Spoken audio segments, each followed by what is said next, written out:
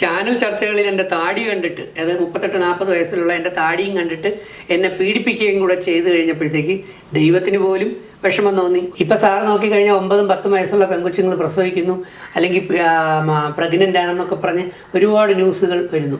ആകുലപ്പെട്ട് ഓടിച്ചാടി ബഹളം വെച്ചിട്ട് കാര്യമില്ല. നെഗറ്റീവ് കൂടാതിരിക്കാനും ദോഷങ്ങൾ ഉണ്ടാവാതിരിക്കാനും ഒക്കെയാണ് നമ്മളന്ന് വിളിച്ചു പറഞ്ഞത്. സ്ഥാനത്ത് പ്രതികരിക്കുന്ന വിഡ്ഢികളുടെ ലക്ഷണമാണെന്നാണ് ഞാൻ മനസ്സിലാക്കുന്നത്. നീ പോയി വീട്ടിൽ പോയി പറ എന്ന് പറഞ്ഞാൽ ഉടനെ പറയും അപ്പനെ പറഞ്ഞു അമ്മയെ പറഞ്ഞു. അപ്പനെ അമ്മയെ പറയുകയാണോ ചെയ്തത്?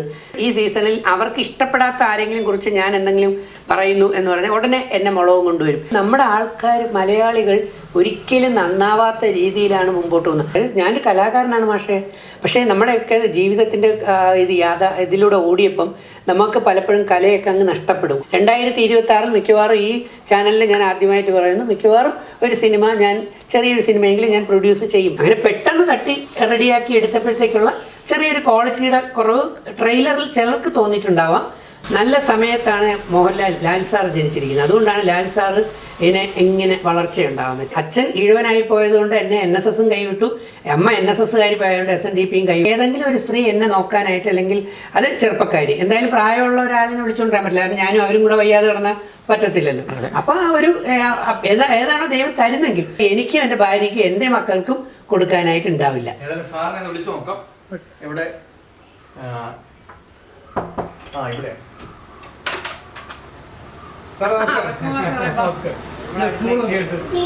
അടുക്കള പരിപാടി വെച്ചോണ്ടിരിക്കുകയാണ്. സാർ വരുമെന്ന് പറഞ്ഞു, ഞാൻ കാത്തിരിക്കുകയാണ്. വെൽക്കം ടു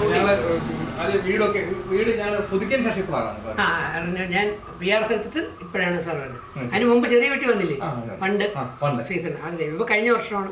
കഴിഞ്ഞ വർഷം നന്നാക്കി, വളരെ സന്തോഷം. ഉണ്ട് 15 വർഷം കൊണ്ട് മെൻസ് ഹോസ്റ്റലാണ്. ഇപ്പൊ തന്നെ ഈ കാലൊടിഞ്ഞ് കിടന്നത് കൊണ്ട് ഞാനിപ്പോ ഇവിടെ വന്നു. ഇപ്പൊ അടുത്ത ആഴ്ച എല്ലാം കഴിഞ്ഞു. ഇപ്പൊ കഴിഞ്ഞു. തീർച്ചയായും വെൽക്കം വെൽക്കം. എന്റെ പൂജ ഇവിടെ എല്ലാം ഉണ്ട്. ഇത് വത്തിക്കാനിലെ പ്രകാശം സഹിതമുണ്ട്. ഇതാ വത്തിക്കാനകത്തെ പ്രകാശം. വത്തിക്കാനകത്തുനിന്ന് ഞാൻ ഫോട്ടോ എടുത്തതാണ്. അപ്പം എല്ലാം ഉണ്ട്. ഞാൻ പറഞ്ഞില്ലേ, ജാതി മതം എല്ലാം എനിക്ക് ഒന്നാണ്. ഒരു ജാതി, ഒരു മതം, ഒരു ദൈവം. നമസ്കാരം. നമസ്കാരം.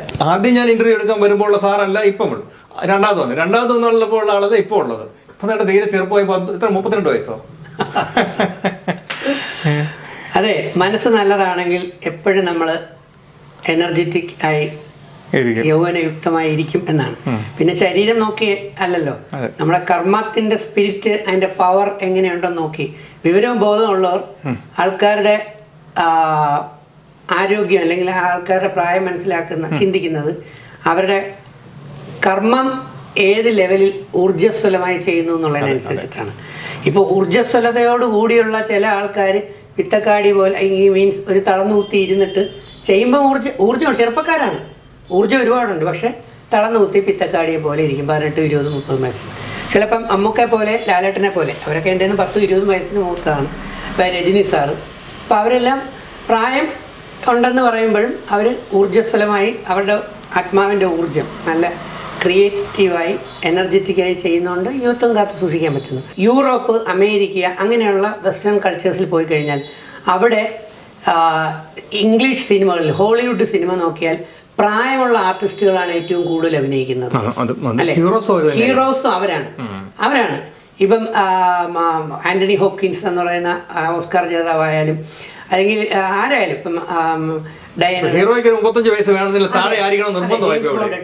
007 എടുത്താലും അവിടെ എല്ലാം 40s മുകളിലാണ് ലീഡേഴ്സ് എന്ന് പറയുന്ന, ഹീറോസ് എന്ന് പറയുന്ന.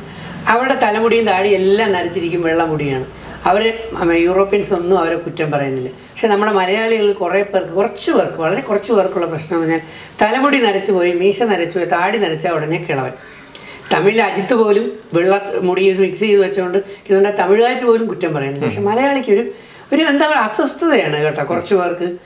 എന്നെയൊക്കെ ചിലപ്പോൾ ഫേസ്ബുക്കിലോ അല്ലെങ്കിൽ യൂട്യൂബിലൊക്കെ എൻ്റെ വീഡിയോ എടുത്ത് താഴെ വന്നിട്ട് അപ്പുപ്പാന്ന് കിളവാന്നൊക്കെ വിളിക്കുന്ന ആ പാർട്ടി ഞാനും തമ്മിൽ 2 വയസ്സോ 4 വയസ്സോ ഉള്ള വ്യത്യാസമേ ഉള്ളൂ. അപ്പൊ പുള്ളിക്ക് സഹിക്കുന്നില്ല. അതാണ്. ഒരു 10 വയസ്സുള്ള കുട്ടിയാണ് എന്നെ അപ്പുപ്പാന്ന് വിളിക്കുന്നത്. പോട്ട് 15 വയസ്സുള്ള കുട്ടി അപ്പുപ്പാന്ന് വിളിച്ചാലും നമുക്കൊരു രസമുണ്ട്, ഓക്കെ എന്ന് പറയാം. പക്ഷെ എൻ്റെ പോലെ തന്നെ 50കളിൽ നിൽക്കുന്ന ആൾ വന്നിട്ട് എന്നെ വിളിക്കുന്നത് കിളവ മൂപ്പില്ല, കാരണം സഹിക്കുന്നില്ല. അതാണ് ഇവിടുത്തെ ഒരു പ്രശ്നം എന്ന് പറയുന്നത്. സാറ് ആദ്യമായിട്ട് ഞങ്ങളുടെ ശ്രദ്ധയിലേക്ക് വിടുന്നത് ഒരു കോളേജിൽ പ്രസംഗിക്കുമ്പോഴാണ്. അതെ, കോളേജിൽ പ്രസംഗിക്കുമ്പോൾ സാറ് ചെറിയ കുട്ടികളോട് അവരുടെ പ്രായത്തിലേക്കാട്ട് കൂടുതൽ സംസാരിച്ചു എന്നൊക്കെയാണ് പറയുന്നത്. ശരിയായിട്ടും ഇത് ഒരു ലൈംഗിക വിദ്യാഭ്യാസം ആവശ്യമാണ് എന്ന് പറഞ്ഞു തുടങ്ങുന്നതിൻ്റെ ആ സമയത്താണ് സാർ അത് പറഞ്ഞത്. ആ കുട്ടിയെ പിന്നീട് കണ്ടോ? സാറിനെ തിരിച്ചിറങ്ങി അവിടുന്ന് പോയ കുട്ടി എന്തെങ്കിലും വിളിക്കാനോ സംസാരിക്കാനോ ഇവിടെ വന്നോ? ഇല്ല. ആ കുട്ടിയെ കുറിച്ച് കാണാനോ കേൾക്കാനോ ഒന്നും അവസരം ഉണ്ടായിട്ടില്ല. എപ്പോഴെങ്കിലും ആ കുട്ടിയുള്ള സത്യമായിട്ട് അല്ല, ഇപ്പോൾ അതിന് മനസ്സിലായി കാണുമല്ലോ ശരിയായിട്ട് ഈ ലൈംഗികത ഇത് വിദ്യാഭ്യാസപരമായ ഒരു കാര്യമാണ്, അത് പഠിക്കുന്നതായിരുന്നു. മുന്നോട്ടുള്ള യാത്രയിൽ നമ്മൾ അധ്യാപകർ അല്ലെ അറിവുള്ളവർ കാര്യങ്ങൾ മനസ്സിലാക്കിയവർ സത്യങ്ങൾ വിളിച്ചു പറയുമ്പോൾ അതിനെ ക്രൂശിക്കുക എന്ന് പറയുന്നത് കുറച്ച് പേർക്ക് ആവശ്യമുള്ള കാര്യമാണ്. ഇപ്പം സാർ നോക്കിക്കഴിഞ്ഞാൽ 9-10 വയസ്സുള്ള പെൺകുച്ചുങ്ങൾ പ്രസവിക്കുന്നു, അല്ലെങ്കിൽ പ്രഗ്നൻ്റ് ആണെന്നൊക്കെ പറഞ്ഞ് ഒരുപാട് ന്യൂസുകൾ വരുന്നു. ആകുലപ്പെട്ട് ഓടിച്ചാടി ബഹളം വെച്ചിട്ട് കാര്യമില്ല. കാരണം ഒരു പെൺകുട്ടി ജനിക്കുമ്പോൾ തന്നെ ആ കുട്ടിയുടെ ഒവേറിയൻ ഫോളിക്കിളിൽ അയാൾക്ക് ഭാവിയിൽ മക്കളുണ്ടാവേണ്ട എല്ലാ അണ്ടങ്ങളും ഇമ്മച്യൂർ സ്റ്റേറ്റിൽ മെച്യൂർ ആവാത്ത രീതിയിൽ പൂങ്കുല മാതിരി, തെങ്ങിൻ്റെ പൂങ്കുല മാതിരി ആയിട്ടാണ് ആ കുട്ടി ജനിക്കുന്നത്. ജനിച്ചു കഴിഞ്ഞാൽ പുതിയൊരണ്ടം വരുന്നില്ല. പിന്നെ അത് പ്രായപൂർത്തിയായി കഴിയുമ്പോൾ ഓരോ അണ്ടവും മെച്യൂറായി പുറത്തേക്ക് വരുന്നതാണ് ആണ്. അപ്പോൾ കുട്ടിക്കാലത്തെ തന്നെ പെൺകുട്ടികളെ സംബന്ധിച്ച് വളർത്തുമ്പോൾ അവർക്ക് എന്തെങ്കിലും ക്ഷതങ്ങൾ ഏൽക്കുകയോ ചവിട്ടോ ഇടിയോ കിട്ടുകയോ മറ്റേ ഈ മാർഷ്യൽ ആർട്സിൻ്റെ അടിവയറ്റിൽ ചവിട്ട് കിട്ടുകയോ അല്ലെങ്കിൽ മൂടിടിച്ച് വീഴുകയോ ഇതായിരുന്നു ഞാനത് പറഞ്ഞത്. പക്ഷെ അന്ന് സാറ് ഇത് പറയുമ്പോൾ സാറിന്റെ രൂപം ഇതുപോലെ ആയിരുന്നെങ്കിൽ, അന്നൊരു താടിയൊക്കെ വളർത്തിയ ഒരു സന്യാസി വര്യനെ പോലെ ഒരു മനുഷ്യൻ നിന്നുകൊണ്ട് പറയുമ്പോ ഇയാൾ എന്താണ് ഞങ്ങളോട് പറയുന്നതാണ്. ഇപ്പൊ ഈ രീതിയിൽ സാറ് പറയുകയാണെങ്കിൽ അവർ പിള്ളേർ അത് ചിരിക്കുകയും തമാശയായിട്ട് എടുക്കുകയും ചെയ്തു, കാര്യമായിട്ട് എടുക്കും അല്ലെങ്കിൽ വിവരമായിട്ട് എടുക്കും. മറ്റേ ഏതോ കിളവം വന്നതെന്ന് എന്തോ വിളിച്ചു പറയുന്നത്. അതുപോലെ എന്നെ കണ്ടു കഴിഞ്ഞാൽ ഒരു മുസ്ലിം ലുക്കായിരുന്നു. മുസ്ലിം ക്രിസ്ത്യൻസ് ഈ പള്ളിയിലച്ഛൻ്റെ ഉസ്താദിന്റെ ഒക്കെ ഒരു താടി പോലെയാണ്. വെള്ളയും വെള്ള. ഞാൻ ബ്രഹ്മകുമാരിസിന്റെ വിദ്യാർത്ഥിയാണ്. അപ്പോൾ അതിൻ്റെതായ രീതിയിൽ ഈ ആധ്യാത്മികത പഠിച്ചപ്പോഴത്തേക്കാണ് സംഭവിച്ചത്. അപ്പം ഇത് എൻ്റെ 40-40 വയസ്സിൽ ഈ ലുക്കിലാണ് ഞാനത് പറയുന്നത്. ആ സമയത്ത് 80 വയസ്സുള്ള ഒരുത്തൻ പറഞ്ഞു എന്ന് പറഞ്ഞിട്ടാണ് പീഡിപ്പിച്ചത്. പക്ഷെ പറഞ്ഞ മുഴുവൻ സത്യമാണ്. ഒരു പെൺകുട്ടിക്ക് കുട്ടിക്കാലത്തെ ക്ഷതം വയർ ഭാഗം സംബന്ധിച്ച് സംഭവിച്ചു കഴിഞ്ഞാൽ അത് കാലക്രമത്തിൽ ചിലപ്പോൾ ഡാമേജ് ഉണ്ടാവാം. ആൺകുട്ടിക്കും അങ്ങനെ തന്നെ സംഭവിക്കും. പക്ഷെ ആൺകുട്ടിക്ക് സ്പെർമറ്റോജനസിസ് എന്ന് പറയുന്നത് കണ്ടിന്യൂസ് ആയിട്ട് നടക്കുന്നതുകൊണ്ട് പുതിയ സ്പെർംസ് ഫോം ചെയ്യാം. സാറ് പറഞ്ഞതിന് ശേഷം ആരും ജീൻസ് ഉപേക്ഷിച്ചിട്ടില്ല. ജീൻസ്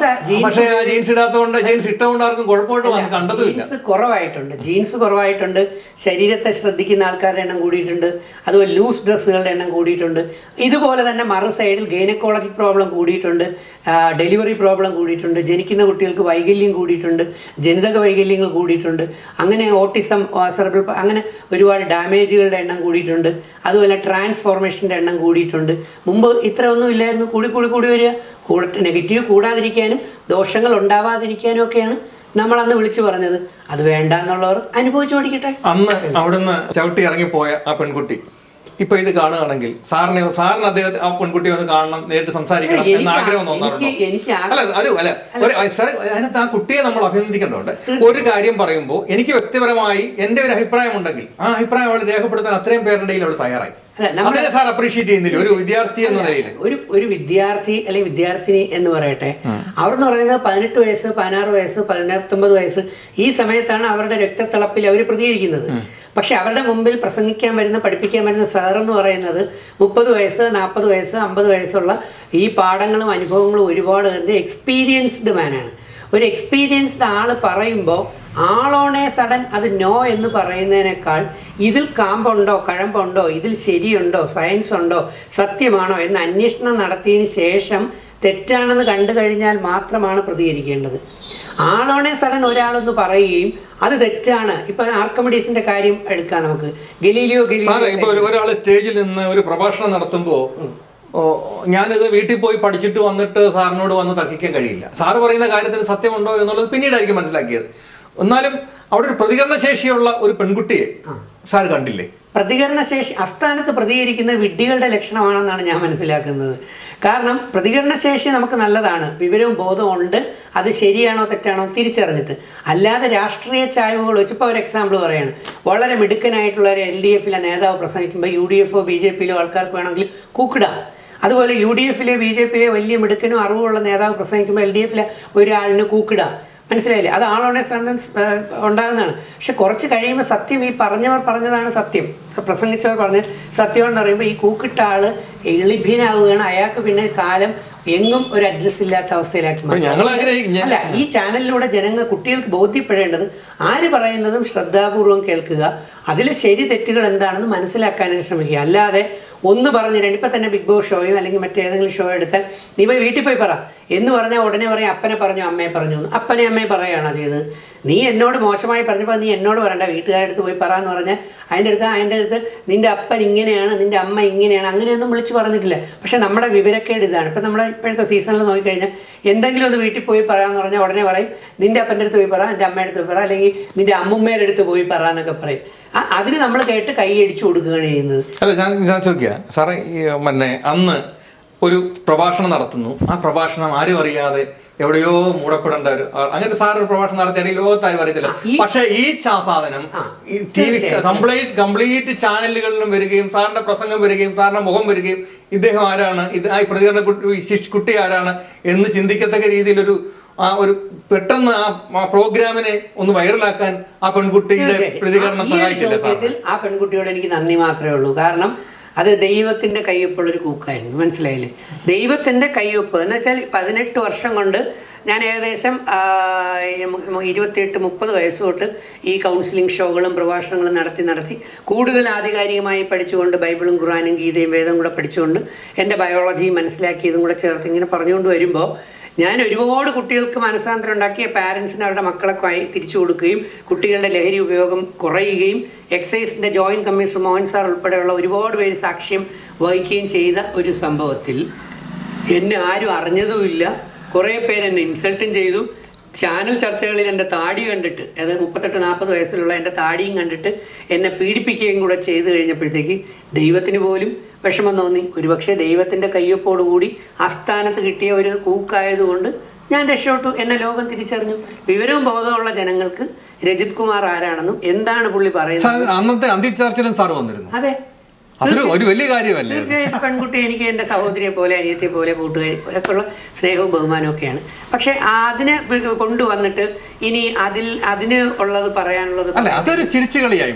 അതിന് നമ്മള് അല്ല, ഒരിക്കലുമില്ല. കാരണം എന്ന് പറഞ്ഞു കഴിഞ്ഞാൽ ഇന്നത്തെ കേരളത്തിൻ്റെ മലയാളികളുടെ ഒരു കുറച്ച് പേരുടെ അവസ്ഥ എന്താന്ന് പറഞ്ഞാൽ തെറ്റൊരിക്കലും അവർ സമ്മതിക്കത്തില്ല. ഇപ്പം നമ്മളിപ്പോഴത്തെ ബിഗ് ബോസ് സീസൺ നോക്കിക്കഴിഞ്ഞാൽ അതിനകത്ത് ചില ആർട്ടിസ്റ്റുകൾ, ചില മത്സരാർത്ഥികൾ എന്ന് പറഞ്ഞാൽ അവർക്ക് തെറ്റ് പറ്റിയാലും ഒരു തെറ്റ് അംഗീകരിക്കില്ല. അവർക്ക് സംസാരിക്കാം. പക്ഷെ എനിക്ക് അങ്ങനെയുള്ള സംസാരങ്ങളോ അല്ലെങ്കിൽ ഈ പറഞ്ഞില്ലേ പഴയ കാര്യങ്ങൾ കൊണ്ടുവന്നിട്ട് വീണ്ടും ഇപ്പോഴും എൻ്റെ ബിഗ് ബോസ് സീസൺ 2 മുളകിൻ്റെ ഇഷ്യൂ കുറേ പേര് പറഞ്ഞ് ഇപ്പോഴും ഈ സീസണിൽ അവർക്ക് ഇഷ്ടപ്പെടാത്ത ആരെങ്കിലും കുറിച്ച് ഞാൻ എന്തെങ്കിലും പറയുന്നു എന്ന് പറഞ്ഞാൽ ഉടനെ എന്നെ മുളകും കൊണ്ടുവരും. അവർക്ക് ഇഷ്ടപ്പെടുന്നത് വെച്ചുകൊണ്ടാണ് ഞാൻ പറയുന്നതെങ്കിൽ എൻ്റെ മുളക് വരില്ല. അത് നല്ലതാണ്. അപ്പോൾ നമ്മുടെ ആൾക്കാർ, മലയാളികൾ ഒരിക്കലും നന്നാവാത്ത രീതിയിലാണ് മുമ്പോട്ട് പോകുന്നത്. ഈ മലിനമായ മനസ്സും ഹൃദയവും ബുദ്ധിയും ചിന്തയുള്ള ഇത്തരത്തിലുള്ള ലോ കാറ്റഗറിയിലുള്ള കുറേ മലയാളികൾ, കുറച്ച് യുവതലമുറ, അവരിതാണെങ്കിൽ ഇവരിൽ നിന്ന് അടുത്ത് ജനിക്കാൻ പോകുന്ന മക്കൾ ഏത് ഗുണനിലവാരമുള്ളതായിരിക്കും? ഒരു കുടുംബം, അവിടെയുള്ള ബോധവും വിവരമുള്ള പാരൻസ്, ആ വീട്ടിലെ സംസ്കാരം, അറിവ്, ഇതൊക്കെയാണ് അടിത്തറ. അടുത്ത തലമുറ ജനിക്കുമ്പോൾ ഉള്ള ഒരു പ്രധാന അടിത്തറ. ഇത് വകതിരിവില്ലാത്ത കുറേ എണ്ണം ഇപ്പോഴും 5 വർഷം മുമ്പുള്ള ആ സീസണിലുള്ള എല്ലാവരുമായിട്ട് ഞാൻ കമ്പനിയാണ്. ആരുമായിട്ട് ഒരു പിണക്കവും ഇല്ല. നമ്മൾ ചെളിവാരി എറിയാറില്ല. ബാക്കി സീസണിലൊക്കെ നിങ്ങൾ നോക്കിക്കഴിഞ്ഞപ്പോൾ കഴിഞ്ഞ സീസൺ, അതിൻ്റെ അങ്ങേ സീസൺ, ഇപ്പം അങ്ങോട്ടും ഇങ്ങോട്ടും ചെളി. ഞാൻ ചോദിക്കുന്നത് സാറിനെ ബിഗ് ബോസിലേക്ക് പോകുന്നതിന് മുമ്പ് ഈ പോകുന്ന താരങ്ങൾ ആരെങ്കിലും വിളിച്ചിരുന്നു? എന്നെ ചിലരൊക്കെ വിളിച്ചു ഉപദേശം ചോദിച്ചത് സാർ എന്താണ്? ഉപദേശം അല്ല, എപ്പോഴും ഉപദേശം എന്നുള്ളതല്ല. ഉപദേശം ഞാൻ ചോദിക്കട്ടെ, ഇന്ത്യൻ പ്രസിഡന്റിന് അഡ്വൈസർ ഉണ്ട് ഇല്ലേ? അമേരിക്കൻ പ്രസിഡന്റ് അഡ്വൈസർ ഉണ്ട്. അഡ്വൈസറി ബോഡി എന്ന് പറഞ്ഞ എല്ലാത്തിലും ഉണ്ട്. മുഖ്യമന്ത്രിക്ക് അഡ്വൈസർ ഉണ്ട്. എന്താണ് ഈ ഇരിക്കുന്ന പ്രസിഡന്റും പ്രധാനമന്ത്രിയും ഇവർക്കൊക്കെ വിവരമില്ലാത്തത് കൊണ്ടാണ് അഡ്വൈസറിന് വെച്ചേക്കുന്നത്? അഡ്വൈസ് ഒന്ന് ചോദിക്കുന്നത് എന്തുകൊണ്ടെന്ന് വെച്ചാൽ പോയിട്ട് ചെന്ന് കുളത്തി വീഴുന്നതിനേക്കാൾ ഇതിന് മുമ്പേ പോയി അനുഭവം പറ്റിയിട്ടുള്ളവരുടെ അടുത്ത് ഗൈഡൻസ് ചോദിച്ചിട്ട് പോകുന്നത് എപ്പോഴും വിവരവും ബോധമുള്ളവരുടെ ലക്ഷണമാണ്. നമുക്കൊരു എത്തിക്സ് എന്ന് പറഞ്ഞൊരു സാധനമുണ്ട്. ആ എത്തിക്സ്, ഞാൻ കൗൺസിലറായിരുന്നു, 2000-ഓളം കൗൺസിലിംഗ് ഷോകളും പ്രോഗ്രാംസ് നടത്തി. അങ്ങനെ ഞാൻ മടുത്ത് നിർത്തിയതാണ്. കാരണം എന്നോട് എന്റെ തലയ്ക്കകത്ത് എന്റെ മനസ്സിനകത്ത് എത്രയോ സ്ത്രീകളുടെയും പുരുഷന്മാരുടെയും നമ്മളൊക്കെ ബിഗ് ബോസിലേക്ക് പോകുന്നതിന് മുമ്പ് നമുക്ക് കുറച്ച് കാര്യങ്ങൾ സാറിന്റെ ഇപ്പൊ പ്രാഥമികമായ കുറെ കാര്യങ്ങൾ സംസാരിക്കാനാണ് ഞാൻ ആഗ്രഹിക്കുന്നത്. ആൾക്കാരുടെ എല്ലാം എത്രയോ രഹസ്യങ്ങൾ എന്റെ തലയിലുണ്ടെന്ന് അറിയാമോ. പക്ഷെ ഇപ്പൊ ബിഗ് ബോസിലൊക്കെ ഉള്ള പലരും രഹസ്യം വിളിച്ചു പറയുന്നത് ഞാൻ ഒരിക്കലും എന്നെ ഏൽപ്പിക്കുന്ന രഹസ്യം ആരോടും വിളിച്ചു പറയത്തില്ല. എന്റെ തല പോയാലും ഞാൻ വിശ്വസ്തനാണ്. അൽ അമീൻ എന്ന പേര് കേൾക്കണം എന്ന് ആഗ്രഹിക്കുന്നവരാണ്, വിശ്വസ്തനാണ്. അതുകൊണ്ട് എന്നോട് കുമ്പസാരം പോലെ എൻ്റെ കൗൺസിലിങ്ങിൽ തുറന്നു പറഞ്ഞിട്ടുള്ള ഒരുപാട് കുട്ടികളും രക്ഷകർത്താക്കളും ഒക്കെ ഉണ്ട്. അതൊന്നും ഞാൻ പുറത്ത് പറയത്തില്ല. പക്ഷെ കേട്ട് ഞാനങ്ങ് മടുത്ത്. കാരണം അവസാനം എനിക്ക് വട്ടുപിടിക്കുന്ന പോലെ അങ്ങ് നിർത്താം എന്ന് വിചാരിച്ചു. സാറിന് ഇപ്പോഴത്തെ സിനിമ സ്വപ്നസുന്ദരി, അപ്പോൾ മഞ്ചാടിക്കുന്നിലെ വിശേഷങ്ങൾ എന്തൊക്കെയായിരുന്നു? കാരണം ശരിയായിട്ട് ഈ സാറിന്റെ ഒരു അതിനകത്ത് ഫിഗർ കാണുമ്പോൾ ഞങ്ങൾക്ക് തോന്നുന്നു സാറിന് മീശ ഒന്ന് കൊമ്പനാക്കി വെച്ചിരുന്നെങ്കിൽ ആ ഒരു ഈ താടിയുടെ അകത്തൊരു മീശ, ഒരു കൊമ്പ മീശയോടെ വന്നിരുന്നെങ്കിൽ നന്നായിരുന്നു തോന്നുന്നു. അത് വരുന്നുണ്ട് തീർച്ചയായിട്ടും. എല്ലാത്തിനും ഈ സെയിം ഫേസും ഒന്നും ഒരു വ്യത്യാസം പല രീതിയിലാണ്. ഇപ്പൊ ഞാൻ ഇപ്പം ബിഗ് ബോസ് സീസൺ 2 2020 കഴിഞ്ഞതിന് ശേഷം ദൈവം അനുഗ്രഹിച്ച് ഞാനൊരു 29-30 സിനിമകൾ ചെയ്ത് കഴിഞ്ഞു. എൻ്റെ 8-9 സിനിമകളെ റിലീസ് ചെയ്തിട്ടുള്ളൂ. ഇനി ഏകദേശം 20-ലധികം സിനിമകൾ പണിപ്പുരയിലാണ്. അതിൽ ഒരുപാട് ആർട്ടിസ്റ്റുകളുണ്ട്, വലിയ ആർട്ടിസ്റ്റുകളുണ്ട്, ഒക്കെ വരാനിരിക്കുന്നേ ഉള്ളൂ. അതിലെല്ലാം ഞാൻ ശക്തമായ വ്യത്യസ്തമായിട്ടുള്ള ക്യാരക്ടറിൽ ഞാൻ എന്താണ്, എൻ്റെ കഴിവ് എന്താണെന്ന് തെളിയിച്ചുകൊണ്ട് ഞാൻ ചെയ്തു കഴിഞ്ഞു.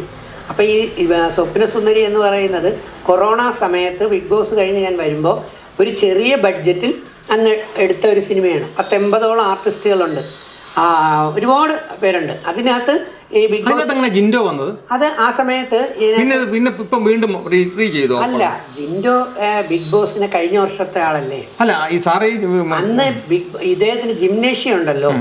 അപ്പൊ അങ്കമാലിയിലൊക്കെ ഷൂട്ട് കിടക്കുമ്പോൾ ജിംനേഷ്യം ഇതിനകത്തൊരു ആവശ്യമുണ്ട്.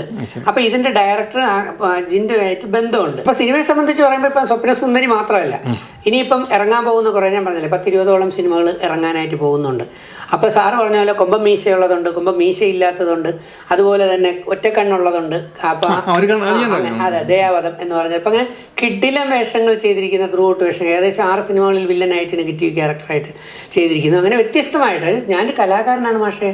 പക്ഷേ നമ്മുടെയൊക്കെ ജീവിതത്തിൻ്റെ ഇതിലൂടെ ഓടിയപ്പം നമുക്ക് പലപ്പോഴും കലയൊക്കെ അങ്ങ് നഷ്ടപ്പെടും. കോളേജ് പഠിക്കുമ്പോൾ 56ഓളം സർട്ടിഫിക്കറ്റ്, ഈ ഇരിക്കുന്ന മെമ്മൻറ്റോളും കാര്യങ്ങളും. ഒരു ടീച്ചർ എന്ന് പറഞ്ഞാൽ ആരാണ്? ടീച്ചിങ് ഈസ് ആൻ ആർട്ട് എന്നാണ്. ഒരു നല്ല കലാകാരനായ വ്യക്തിക്ക് നന്നായിട്ട് പഠിപ്പിച്ചു കൊടുക്കാനായിട്ട് പറ്റും. അതാണ്. അപ്പോൾ എനിക്കിതൊക്കെ കിട്ടുന്നു. അപ്പോൾ ഈ സിനിമകൾ ഇനി ഇറങ്ങാനിരിക്കുന്നു. ഇനി ഞാൻ സംവിധാനം പഠിക്കുന്നു. 4 സിനിമയുടെ അസിസ്റ്റന്റ് ഡയറക്ടറാണ്. അതുപോലെ ഞാൻ പ്രൊഡക്ഷൻ ഡിസൈനറാണ്. കാസ്റ്റിംഗ് ഹെഡായിട്ട് ഒരു സിനിമയിൽ ആലി എന്ന് പറയുന്ന വരാൻ പോകുന്ന സിനിമയുണ്ട്, അത് ചെയ്യുന്നുണ്ട്. ഇതിനി പ്രൊഡക്ഷനിലേക്ക് ഇറങ്ങുന്നു. വരും സമയങ്ങളിൽ ഞാൻ ഡയറക്റ്റ് ചെയ്യും, ഞാൻ സിനിമ പ്രൊഡ്യൂസ് ചെയ്യും. 2026 മിക്കവാറും ഈ ചാനലിൽ ഞാൻ ആദ്യമായിട്ട് പറയുന്നു, മിക്കവാറും ഒരു സിനിമ ഞാൻ ചെറിയൊരു സിനിമയെങ്കിലും ഞാൻ പ്രൊഡ്യൂസ് ചെയ്യും. അത് എൻ്റെ ആഗ്രഹം അതാണ്. അപ്പോൾ ഒരുപാട് പേർക്ക് അവസരങ്ങൾ കൊടുക്കാൻ പറ്റും. മനസ്സിലായില്ലേ? അപ്പോൾ ഈ സ്വപ്നസുന്ദരി എന്ന് പറയുന്ന സിനിമ വളരെ ചെറിയ ബഡ്ജറ്റിൽ, വലിയ ബ്രഹ്മാണ്ഡ സിനിമയൊന്നുമല്ല, ബാഹുബലിയൊന്നുമല്ല, ചെറിയ സിനിമ, യൂണിറ്റ് പോലും ഇല്ലാതെ നമ്മുടെ ഇടുക്കി, രാജാക്കാട്, മൂന്നാർ നല്ല പ്രകൃതി രമണീയമായ സ്ഥലങ്ങളിൽ 5 പാട്ട്, അതിൻ്റെ പാട്ടുകൾ മില്യൺസ് ആയി കഴിഞ്ഞു. ഒരു ചെറിയ ബഡ്ജറ്റ് ഫിലിമാണ്, വലിയ ആർട്ടിസ്റ്റുകളൊന്നുമില്ല. അപ്പോൾ അതുകൊണ്ട് ചെറിയ രീതിയിൽ അത് ഓടുന്നുണ്ട്. ഇപ്പോൾ 1ാമത്തെ ആഴ്ച കഴിയാൻ പോകുന്നുണ്ട്. അപ്പോൾ ഞങ്ങൾ പ്രതീക്ഷയേക്കാൾ നല്ല വിജയത്തിൽ OTT പ്ലാറ്റ്ഫോമും എല്ലാം കൂടെ ചേർത്ത് പ്രൊഡ്യൂസറിന് അദ്ദേഹത്തിന് മുടക്ക് മുതൽ കിട്ടുമെന്നുള്ള കാര്യം. കാരണം OTT ഓക്കെ ആയിട്ടുണ്ട്. അതുപോലെ സാറ്റലൈറ്റിൽ അത് പോകും. നല്ല പാട്ടുകൾ തന്നെ, 5 പാട്ട് അടിപൊളിയായിട്ട് തന്നെയുണ്ട്, അരമണിക്കൂർ അത് തന്നെയുണ്ട്. പക്ഷേ ഇതിനകത്ത് ഞങ്ങൾ കാണുന്ന ഒരു കാര്യം എന്ന് വെച്ചാൽ, എനിക്ക് അതിൻ്റെ പ്രൊമോ കണ്ടപ്പോൾ ഇഷ്ടപ്പെട്ടില്ല.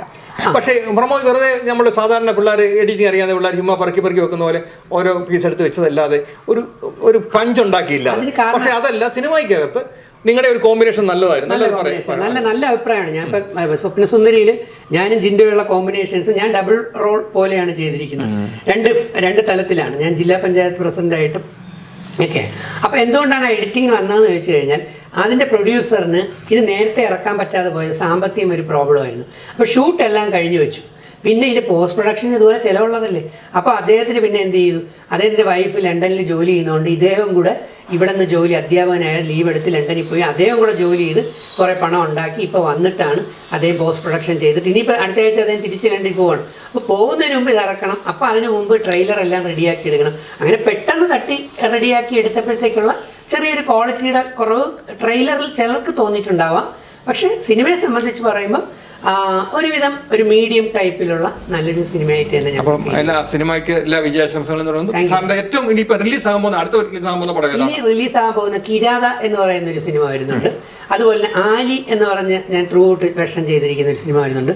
ഇത് എസക്കിയൽ എന്ന് പറഞ്ഞിട്ട് എക്സ്ട്രാ ടെറസ്ട്രിയൽ എന്ന് വെച്ചാൽ പ്രൊഫസർ സതീഷ് പോളിന്റെ സിനിമയാണ്. അദ്ദേഹം ഡയറക്റ്റ് ചെയ്തതാണ് എസക്കിയൽ. അതിനകത്ത് ഒരു സയൻസ് ഉണ്ട്, സയൻസ് ഫിക്ഷൻ കൂടെയാണ്. അപ്പോൾ അതിനകത്തൊരു നല്ല വേഷം ചെയ്തിട്ടുണ്ട്. ഇപ്പോൾ കിരാതയിൽ റോഷൻ കോന്നി എന്ന് പറയുന്ന ഡയറക്ടറാണ്. ആലിയിൽ കൃഷ്ണ പ്രിയദർശൻ എന്ന് പറഞ്ഞ ലേഡിയാണ് അതിൻ്റെ ഡയറക്ടർ, സ്ക്രിപ്റ്റ് റൈറ്ററും മ്യൂസിക്കും ലിറിക്സും എല്ലാം ചെയ്തേക്കുന്നത്. പിന്നെ സുരേഷ് സിനിമയിൽ ഡയറക്റ്റ് ചെയ്ത കെട്ടുകാഴ്ച വരുന്നുണ്ട്. അത് സെൻസറിനിരിക്കുകയാണ്, എല്ലാം കഴിഞ്ഞു, അതിൻ്റെ ട്രെയിലറും ആയി കഴിഞ്ഞു. കെട്ടുകാഴ്ച വരുന്നുണ്ട്. പിന്നെ ടുമാറോ എന്ന് പറഞ്ഞൊരു ഇന്റർനാഷണൽ ഫിലിം ചെയ്തു, ജോയ് കെ മാത്യു സാറിൻ്റെ ടുമാറോ. അത് ആന്തോളജി ഫിലിമാണ്. 7 രാജ്യങ്ങളിലെ ലാംഗ്വേജുകൾ വെച്ചുകൊണ്ട് മലയാളത്തിൻ്റെ ഒരു ആന്തോളജി. അതിലാകെ മലയാളത്തിൽ നിന്ന് 2 ആർട്ടിസ്റ്റുകളെ ഉള്ളൂ, ഞാനും ചാളമേരി ചേച്ചിയുമാണ് അതിനകത്ത് ചെയ്തിരിക്കുന്നത്. ടുമാറോ അത് അത് റെഡിയായി വരികയാണ്. അങ്ങനെ ദൈവം അനുഗ്രഹിച്ച് ഊതെന്ന് പറയുന്നത് റിലീസാവാൻ റെഡിയായിരിക്കുന്ന ഒരു ചിത്രമാണ്. ഞാനും സലികുമാർ ചേട്ടനായിട്ട് കുറേ വേഷം. ഇതൊന്നും മുഖ്യധാരയിൽ ആരും അറിഞ്ഞിരുന്നില്ല. അങ്ങനെ അതപ്പോൾ ചെയ്ത് ദൈവം അനുഗ്രഹിച്ച് ഞാനൊരു മീഡിയം ടൈപ്പ് പ്രൊഡ്യൂസർമാരുടെ ഇഷ്ടക്കാരനാണ്. കാരണം നമ്മളങ്ങനെ കോംപ്രമൈസിന് തയ്യാറാണ്. ഞാൻ എല്ലാ കോംപ്രമൈസിനും തയ്യാറായിട്ടുള്ളതുകൊണ്ട് വേഷങ്ങൾ കിട്ടുന്നു. അപ്പം ഇതിൽ നമ്മുടെ കഴിവ് തെളിയിച്ച് ഇതൊക്കെ കൊണ്ടിരിക്കുമ്പം ബിഗ് ബഡ്ജറ്റും വലിയ ബാനറിലും വലിയ ആർട്ടിസ്റ്റുകൾക്ക് അവരൊക്കെ നമ്മളെ കൂടെ ചേർത്ത് നിർത്താൻ തോന്നിയാൽ നമുക്കങ്ങനെ ഒരു അവസരം കിട്ടും. പിന്നെ എന്ത് തന്നെയായാലും ഈ സിനിമയിൽ കിട്ടുന്ന സമ്പത്തിൻ്റെ ഒരു നല്ല വീതവും ചാരിറ്റിയാണെന്ന് അറിയാമല്ലോ. എൻ്റെ ചാരിറ്റിയാണ്. വൃദ്ധസദനങ്ങളും പഠിക്കാൻ മിടുക്കരായ പാവപ്പെട്ട കുട്ടികൾക്കുള്ള പഠനോപകരണങ്ങൾ, കഷ്ടപ്പെടുന്ന രോഗികൾക്കുള്ള പഠനം. അപ്പം അതിനൊക്കെ ഞാൻ പിരിച്ചല്ല കൊടുക്കുക, ഞാൻ തന്നെ പണിയെടുത്ത് കൊടുക്കുക. സാറിൻ്റെ ഞാനിപ്പോൾ അതിപ്പോൾ ചോദിക്കണ്ട, അല്ല എന്നാലും ജനങ്ങൾ അറിയാൻ വേണ്ടി ചോദിക്കുന്നത്. സാറിൻ്റെ ഈ ഒരു ഇത് സാറിൻ്റെ ഒരു കാലം ഉണ്ടല്ലോ, ആ കാലത്തിന് ശേഷം ഈ വീട് ഞാൻ ചിന്തിച്ചിട്ടില്ല. ഇപ്പം എൻ്റെ വീട്ടിലാണ് ഇരിക്കുന്നത്. എൻ്റെ വീട്ടിൽ കൊള്ളാൻ സ്പേസിനേക്കാൾ കൂടുതൽ ഒരു കല്യാണ ഓഡിറ്റോറിയം വേണം എൻ്റെ ഈ മെമൻറ്റോസ് എല്ലാം ഇതിനകത്ത് പ്രദർശിപ്പിക്കാൻ. അപ്പം ഈ വീട് കാര്യം എന്ന് പറയുന്നത് എൻ്റെ ജീവിതത്തിൻ്റെ എനിക്ക് കുറേ കഴിയുമ്പം എൻ്റെ ജീവിതത്തിൽ ആരാണ് എന്നെ നോക്കുന്നതെന്നൊരു പ്രധാന ഘടകമാണ്. ഇൻ കേസ് ഇപ്പം ഞാനിപ്പോൾ കാലൊടിഞ്ഞ് വരാൻ പോകുന്ന മറ്റൊരു സിനിമയാണ് ഫാമിലി സർക്കസ്. അതിൽ ഞാൻ ജിൻഡോയും കൂടെ ചേഞ്ച് എന്ന് പറയുന്ന സിനിമയാണ്. അതിൽ ഫാമിലി സർക്കസ് ഈ രണ്ടും ഒരു ഡയറക്ടറാണ്, നിതീഷ് കെ നായർ എന്ന് പറയുന്ന ഡയറക്ടറാണ്. ചേഞ്ച് എന്ന് പറയുന്ന സിനിമയും ഫാമിലി സർക്കസ്. ആ ഫാമിലി സർക്കസിൽ ആണ് എനിക്ക് ലാസ്റ്റ് സീനിൽ കാലൊന്ന് ഒടിഞ്ഞിട്ട് 2 പൊട്ടൽ കിടന്നു. ഈ കിടന്ന് 45 ദിവസം കൊണ്ട് ഞാൻ ഈ വീട്ടിൽ ഒറ്റയ്ക്ക് കിടന്നപ്പോൾ എനിക്ക് ഒരു കാര്യം മനസ്സിലായി, ഒരാൾ സഹായത്തിനുള്ളത് നല്ലതായിരിക്കുമെന്ന്. ഞങ്ങൾ ഇപ്പോൾ ഈ വീട്ടിലേക്ക് കടന്നു വരുമ്പോൾ എല്ലാം ഉണ്ട്, ഒത്തിരി കാര്യങ്ങളൊക്കെ മാറി. പക്ഷേ ഒരു സുന്ദരി വന്ന് ഈ കഥവ് തുറന്നു വരും എന്ന് നമ്മൾ എന്നെ സംബന്ധിച്ച് എനിക്ക് അങ്ങനെ പ്ലാനോ കാര്യങ്ങളോ ഇല്ല. എൻ്റെ ജീവിതത്തിൽ ഇനിയൊരു വിവാഹമില്ല എന്ന് ഞാൻ പലവട്ടം പറഞ്ഞു കഴിഞ്ഞു. പക്ഷേ അതിപ്പോഴും അങ്ങനെ തന്നെ ഇരിക്കുന്നു. കാരണം എൻ്റെ ജാതക പരിശോധനയിൽ അല്ലെങ്കിൽ അത് ഞാൻ പരിശോധിച്ചപ്പോഴത്തേക്ക് എനിക്ക് താലി ഭാഗ്യം എന്ന് പറയുന്നത് മംഗല്യഭാഗ്യം ഒരു പ്രധാന ഘടകമാണ്. സമയം, കാലം, ദേശം ഇതെല്ലാം ഒരു ഫാക്ടറാണ്. നല്ല സമയത്താണ് ലാൽ സാർ ജനിച്ചിരിക്കുന്നത്. അതുകൊണ്ടാണ് ലാൽ സാറ് ഇങ്ങനെ വളർച്ചയുണ്ടാകുന്നത്. ടൈം ഒരു ഭയങ്കര ഇമ്പോർട്ടൻ്റ് ആണ്. അത് നമ്മുടെ പൂർവ്വ കർമ്മ പുണ്യഫലത്തിനനുസരിച്ച്. ഇപ്പോൾ പാപം ചെയ്യുന്ന വല്ലതും അറിയുന്നില്ല. ഇപ്പം എന്നെയൊക്കെ വെറുതെ തെറി വിളിക്കുന്ന കള്ളത്തരവും ചതിയൊക്കെ ചെയ്യുന്ന പല ആൾക്കാരും അറിയുന്നില്ല. അവർക്ക് അടുത്ത് വരുന്നതെന്ന് പറയുന്നത് കർമ്മഫലം ആഞ്ഞടിച്ചിരിക്കും. അപ്പം എൻ്റെ മുൻജന്മങ്ങളിലുള്ള പാപത്തിൻ്റെ എന്തോ പ്രതിഷ്ഠ ഫലം എനിക്കിപ്പോൾ മംഗല്യഭാഗ്യം. ഞാൻ 7 ജ്യോതിഷം പോയി എടുത്തു, അങ്ങനെ പലതും പരിശോധിച്ചു, പല ജ്യോതിഷികളെ കൊണ്ടും പരിശോധിപ്പിച്ചു. അപ്പം താലി ഭാഗ്യം എന്ന് പറയുന്ന ഒരെണ്ണം എനിക്കില്ല. ഞാൻ ഏതെങ്കിലും പെൺകുട്ടിക്ക് താലി കെട്ടിക്കഴിഞ്ഞാൽ അത് മുമ്പോട്ട് പോകത്തില്ല.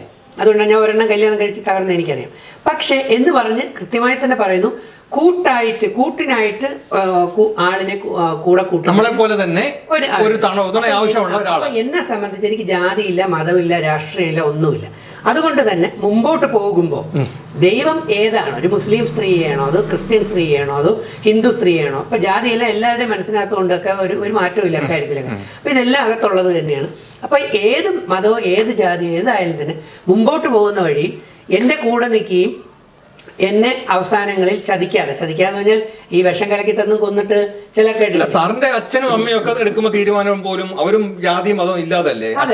അച്ഛൻ നായരും അല്ലല്ല, അമ്മ നായരും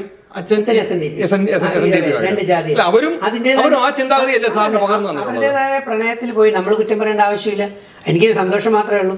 പക്ഷേ അച്ഛൻ ഈഴവനായി പോയതുകൊണ്ട് എന്നെ NSSും കൈവിട്ടു, അമ്മ NSSകാരി പോയതുകൊണ്ട് SNDPയും കൈവിട്ടു. പണ്ട് ഇപ്പം എല്ലായിടത്തും ഭയങ്കര സ്നേഹം തന്നെയാണ്. പണ്ടത്തെ കാര്യമാണ് ഞാൻ പറഞ്ഞത്. പക്ഷെ ഞാൻ തെരുവിൽ കിടന്നാണ് വളർന്നത്. അതിനകത്ത് കുറച്ച് മാറ്റമുണ്ട്. അല്ല, ഇപ്പൊ കുറച്ച് മാറ്റമുണ്ട്. ഞാൻ കുട്ടികളൊക്കെ വേറെ ചിന്തിക്കാൻ തുടങ്ങിയിട്ടുണ്ട് കുറെ. പക്ഷെ ഞാൻ പറയുമല്ലോ, ഞാൻ തെരുവിൽ കിടന്ന് വളർന്ന ആളാണ്. കാരണം എനിക്ക് 8 മാസം പ്രായമുള്ളപ്പോൾ എൻ്റെ അമ്മ എൻ്റെ അച്ഛൻ എനിക്ക് നഷ്ടപ്പെട്ടു. അമ്മ ഒറ്റയ്ക്കായി. അമ്മയ്ക്ക് ഗവൺമെൻറ് ഹോസ്പിറ്റലിൽ ലാസ്റ്റ് ഗ്രേഡ് സെർവൻ്റായിട്ട് ജോലിയുണ്ട്. ജോലിക്ക് പോകുമ്പോൾ കൊച്ചിനെ കൊണ്ടുപോകാൻ പറ്റുമോ? എൻ്റെ അമ്മ വർക്കല ചില കടകളിൽ പണി ചെയ്യുന്ന തങ്കമ്മ എന്ന് പറയുന്ന ഒരു അമ്മയുടെ മുറുക്കാൻ കടയിൽ എന്നെ കൊണ്ട് ആ 8 മാസം അല്ലെങ്കിൽ 1 വയസ്സ് പ്രായമുള്ള എന്നെ അവിടെ കൊണ്ട് തൊട്ടിലെട്ടി അവിടെ ഇട്ടിട്ടും ആ അമ്മയുടെ മടിയിൽ വെച്ചിട്ടുമാണ് അമ്മ ജോലിക്ക് പോണത്. വൈകുന്നേരം വരുമ്പോൾ അവിടെ റാബി ഉമ്മ എന്ന് പറഞ്ഞൊരു ഉമ്മ വർക്കലാണ്. റാബി ഉമ്മ. ആ ഉമ്മയുടെ മോളും ഞാനും ഒരേ സമയത്ത് ജനിച്ചതാണ്. അപ്പോൾ ആ ഉമ്മയും എന്നെ കൊണ്ടുപോയിട്ട് വീട്ടിൽ വെച്ച് നോക്കും. വൈകുന്നേരം അയൽവക്കത്താണ്. അമ്മ വരുമ്പോൾ തിരിച്ചിഞ്ഞെടുത്തോണ്ട് വരും. അങ്ങനെ നാട്ടുകാരുടെ വീട് ഇവിടെ തന്നെ ഈ വീട്ടിൻ്റെ ഫ്രണ്ടിലുള്ള പല വീടുകളിലും ഞാൻ 2ലും 4ലും 5ലും 8ലും 10ലും ഒക്കെ പഠിക്കുമ്പോൾ അമ്മ ജോലിക്ക് പോയിട്ട് അടുത്ത ദിവസം വരും. 1 വിട്ടാണ് ജോലി. എന്നാൽ പിന്നെ അടുത്ത ദിവസം പോകണ്ട, ഈ KSRTCയിലുള്ള പോലെ. അപ്പോൾ അടുത്ത വീടുകളിൽ കിടന്നാണ് ഞാൻ വളർന്നത്. മനസ്സിലായില്ലേ? അപ്പോൾ ഒരു അനാഥ ബാല്യമാണ് നമുക്കുള്ളത്. അപ്പോൾ എന്നെ സംബന്ധിച്ച് എൻ്റെ ആഗ്രഹം, പ്രായമായി കഴിഞ്ഞ് ഞാൻ സാമ്പത്തികമായി ഉണ്ടാക്കി കഴിഞ്ഞാൽ ഇതൊക്കെ ഒരു വൃദ്ധസ്ഥാനത്തിന് അല്ലെങ്കിൽ ഒരു നമ്മുടെ എൻ്റെ അമ്മ അനാഥാലയത്തിൽ വളർന്ന പൂജപ്പുര ആറ്റിങ്ങൽ ടൗണിനോട് ഇത്രയും അടുത്തുള്ള ഒരു സ്ഥലം. അതെ, നല്ല വില കിട്ടുന്ന സ്ഥലമാണ്. എങ്ങനെയാലും 1.5 കോടി 2 കോടി കിട്ടുന്ന സ്ഥലമാണ്. ഞാൻ കോടീശ്വരനാണ്. ഞാൻ പറഞ്ഞില്ലേ, പൂജപ്പുര മഹിളാ മന്ദിരത്തിലാണ് അമ്മ അനാഥശാലയിൽ വളർന്നത്. ഏതെങ്കിലും അനാഥശാലകളിലെ കുട്ടികൾക്കായിട്ടോ എന്തായാലും ഒരു ചാരിറ്റിക്ക് വേണ്ടി ഇത് കൊടുക്കുക എന്നുള്ളതുകൊണ്ട്. പിന്നെ ഞാൻ പറഞ്ഞ കണക്ക് ഏതെങ്കിലും ഒരു സ്ത്രീ എന്നെ നോക്കാനായിട്ട്, അല്ലെങ്കിൽ അത് ചെറുപ്പക്കാരി, എന്തായാലും പ്രായമുള്ള ഒരാളിനെ വിളിച്ചുകൊണ്ടിരാൻ പറ്റില്ല. കാരണം ഞാനും അവരും കൂടെ വയ്യാതെ കിടന്നാൽ പറ്റത്തില്ലല്ലോ. അപ്പൊ ആ ഒരു ഏതാണോ ദൈവം തരുന്നെങ്കിൽ, ഒരു പക്ഷെ അങ്ങറ്റം വരെ എനിക്ക് നന്നായി തന്നെ ജോലി ചെയ്തു പോകാൻ ദൈവം അനുഗ്രഹം തരി. APJ അബ്ദുൽ കലാമിനെ പോലെ അഭിനയിച്ചു അദ്ദേഹം പ്രസംഗിച്ചുകൊണ്ടിരുന്നപ്പോൾ ഞാൻ എൻ്റെ പുതിയ കർമ്മ മേഖലയായ സിനിമ മേഖലയിലോ അല്ലെങ്കിൽ എന്തെങ്കിലും കർമ്മങ്ങൾ നല്ലത് ചെയ്തുകൊണ്ടിരിക്കുമ്പോൾ തന്നെ എനിക്ക് പോവേണ്ടി വന്നാൽ പിന്നെ ആരുടെയും സഹായം ആവശ്യം വേണ്ടി വരുന്നില്ല. വേണ്ടി വരികയാണെങ്കിൽ എന്നെ അവസാനം നോക്കാൻ നിൽക്കുന്ന ആൾ ആരുണ്ടോ അവർക്ക് ഒരു ഭാഗം, ദെൻ അനാഥശാല വൃദ്ധസദനങ്ങളിലേക്ക് മറ്റു ഭാഗം. ഇതാണ് എൻ്റെ മനസ്സിനകത്തുള്ള ആഗ്രഹം. എന്താണ് ദൈവം തീരുമാനിക്കുന്നതെന്ന് എനിക്കറിയില്ല. എന്തായാലും എനിക്കും എൻ്റെ ഭാര്യയ്ക്കും എൻ്റെ മക്കൾക്കും കൊടുക്കാനായിട്ട് ഉണ്ടാവില്ല. കൂടുതൽ വാർത്തകളും വിശേഷങ്ങളും നിങ്ങൾക്ക് ലഭിക്കാൻ കേരളീയം ന്യൂസ് സബ്സ്ക്രൈബ് ചെയ്യുക. കൂടെ ബെൽ ബട്ടണും അമർത്തുക.